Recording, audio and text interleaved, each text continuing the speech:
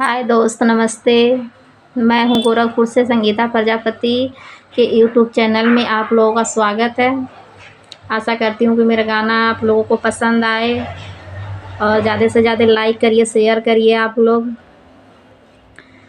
प्रजापति से जुड़िए। आप लोग आज मैं भसुर का गीत सुनाऊंगी। भसुर या समधी जो भी आते हैं शादी में, आप वहाँ गा सकते हैं। इसको कैसा लगेगा आप लोग बताइएगा।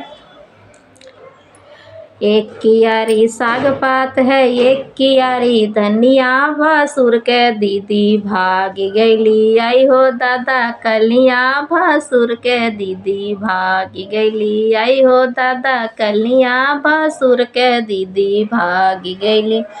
आई हो दादा कलिया, भसुर के दीदी भागी गईली। थाना खोजे, पुलिस खोजे और खोजे सिपहिया, भसुर के दीदी मिल गईली। बनिया के बगलिया, भसुर के दीदी मिल गई। बनिया के बगलिया, समधी दीदी मिल गईली।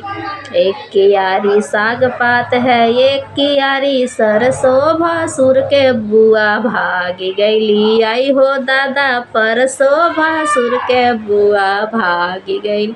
आई हो दादा परसों, भसुर के बुआ भागी गईली।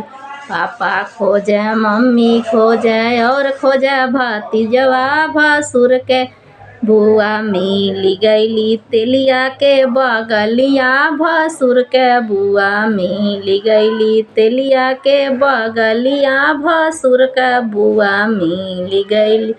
यो दादा भागी गईली, भसुर के मम्मी। आई हो दादा भागी गईली, भसुर के मम्मी। आई हो दादा भागी गईली।